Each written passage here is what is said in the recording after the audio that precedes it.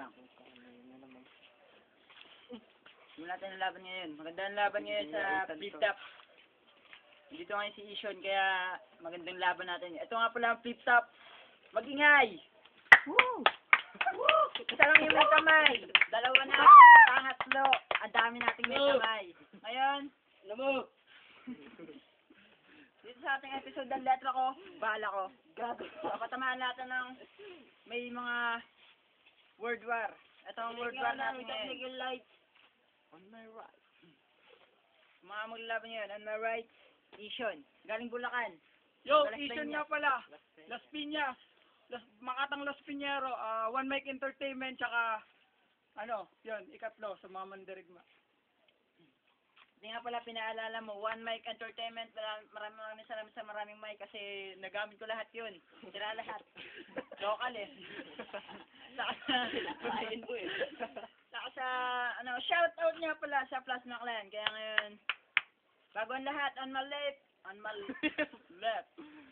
left, Caliber 23. Kuha na mo. Wala na ako sasabihin. Salamat. Wow, ganda! Oh, ganda! Palakpakan natin yung ngayon, simulan ng laban. Diyan, Poy. Poy to Poy. Nauna ka. Talo siya. Una, Ishon. Unang banat. Third. Go. Yo! Eto pala ang kalaban kong si Calibre 23. Sa lahat ng kalaban ko, ikaw ang pinaka-yes. Dahil yung mga banat mo, wala naman talagang patutunguhan. 23! Ikaw'y pinanganak sa labas ng matres. Yo, partida yung mga sulat ko, hindi ko gagamitin sa'yo. Lalapastanganin ko ang katulad mo gamit ang isip ko. Tatagtarin ka ng mga lirikong nagbabaga papunta sa mukha mo. Dahil yung mukha mo nangingitim na. Siguradong naaasar na rin sila. Bakit nga ba nagrarap ka pa? Wala ka naman bilang tangina ka.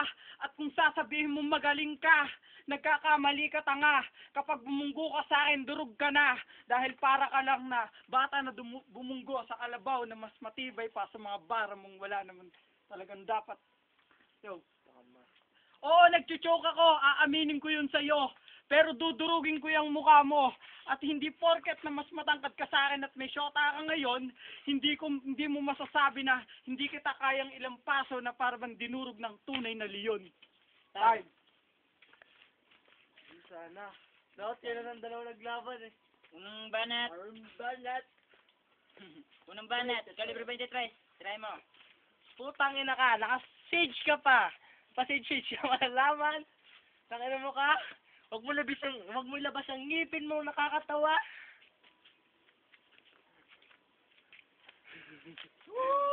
Magulay!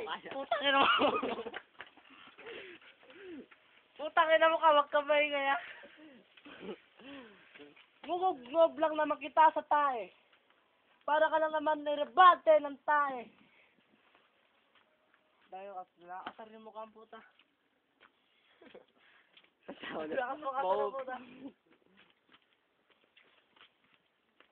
May hip-hop kapag gago ka. Huwag mong gayahin sa tarantadong to, gago ka. May pasombrero ka pa ng susot-sot dyan. Ano yan? LA? Titirahin mo akong gamit sa isipan mo. Baka ilong mo titira sa akin, gago. Para ka lang naman engkanto nagkantot ng aso. Ay, hindi sige. Time, putang ina, wala. Time. Hirap pa sa pag-umasagot ang gagawin. Muna naman. Yo, Ishon. Putang ina, ito pala si Calibre 23. Yung mahilig kumain ng Enermax. Tapos, na-discover mo yung flip-top nung nasa Betamax. Nakakaawa kan talaga. Sa akin ka pa natapat, tangina ka. Kung lalabanan mo sila, wala ka na magiging puwang sa flip-top, tangina ka.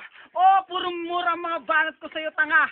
Kasi yun naman talagang nababagay sa'yo. Murahin ka ng sunod-sunod. Ilang paso ka at ikay malulunod. Sa mga bara kong nag-uumapaw, sigurado hindi ka na makakabanat pa. Pinagtatawanan ka nila kasi yung mga banat mo pambata na. At kung iniisip mo makakabangga ka sa akin, pwes pare sa akin, huwag kang magpapahangin. Kahit na yung sabihin na natin na napakaganda ng forma mo. Mukha ka lang naman janitor doon sa may palengking nabilihan ko. Yo, wala kasing practice ang katulad ko na lumaban sa ipokritong ito. Nakakatawa yung mukha mo. Tangina mo. Tapos, eto real talk nga pala, naalala ko sa kanya. Pinagmamalaki niya yung napakataba niyang syota. Huwag mo sabihin hindi siya mataba, putang ina ka. Sige, magsama kayong dalawa. Time. Pangalong laban, pangalong banat. 1 minuto, kalibre 23, sirahin mo. Putang ina ka. Grabe ka manlait ka na mo. Tignan mo muna yung katawan mo kung gaano ka kataba. Para ka lang naman baboy na aking kinain.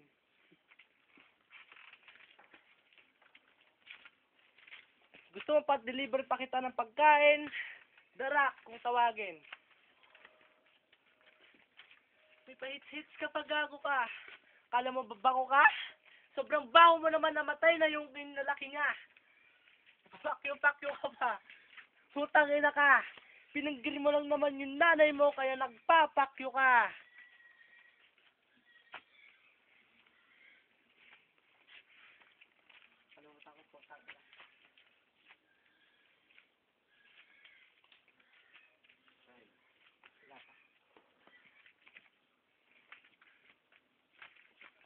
Yo, choke na lang ako kasi mahilig tong mag-choke. Mahilig din na kumain ng choke. Kaya pag naglalaro ng choke, inungod-ngod pa sa puwet ng... Kailang, time mo na, time! Time. Panalo ka na. Palalo na siya.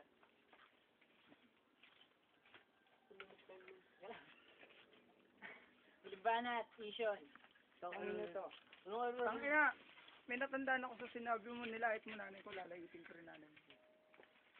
Pinifinger ko yung nanay ko? Eh putang ina mo, ito real talk, katotohanan. Yung nanay mo, iniwanan ng tatay mo. Bakit? Playboy kasi yung tatay mo. Pero sa lahat ng playboy, lalaki yung nilalaro niya. Kasi, nung maliit ka pa, pati yung titi mo, nilalaro niya sa kuna. Tapos sa katotohanan, huwag mo sasabihin magaling ka, tangina ka. So sobrang taggutom mo, pati posporo, nilalaman mo na. Kitang-kita ka sa camera, taghirap ka na, pulubi ka. At kung walang pumapansin sa mga bara ko, pwes ito pupunta. Ayokong gamitan ka ng mga masasakit na panlalait, saksakan ng pangit, ikay swangit, ikay...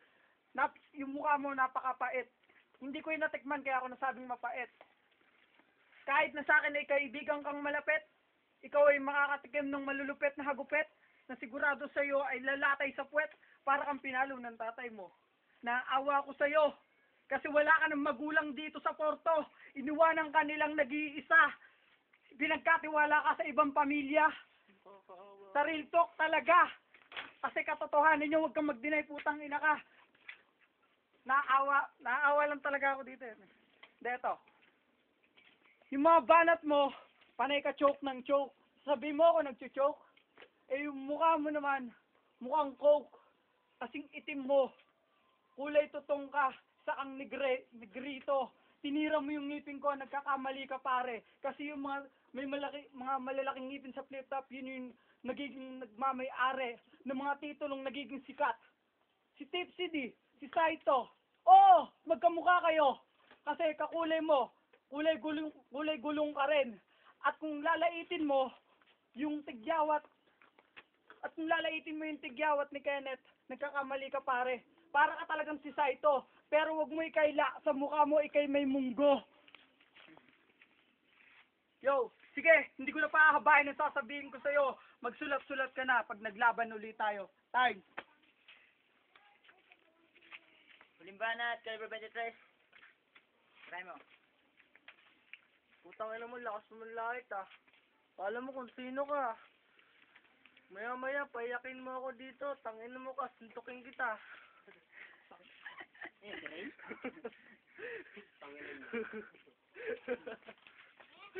Oh, ginagaya ko si Dr. Kwak-Kwak.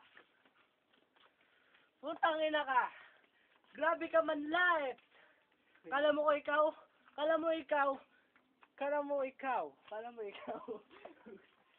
Tanga, wala na ako isa pang gago.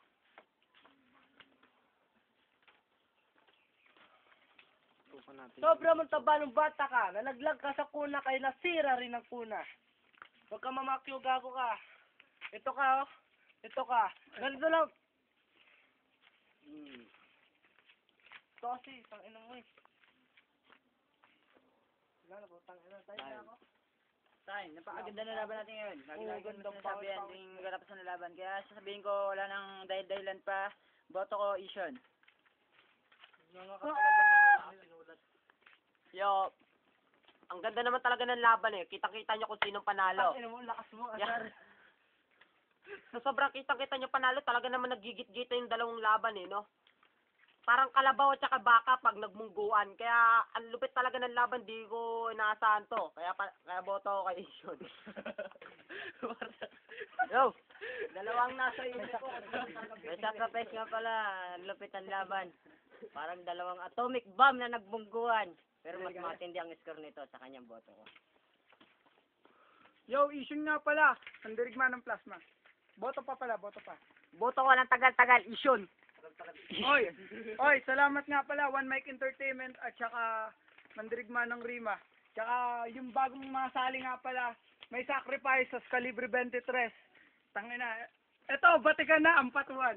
Tatay namin yan! Batiin mo naman yung damit mo. Ah, binabati ko nga pala yung nag-sponsor sa akin, No Fear, at saka Blind Rhyme. Tangina, lahat ng putapete, papatayin. Levi's.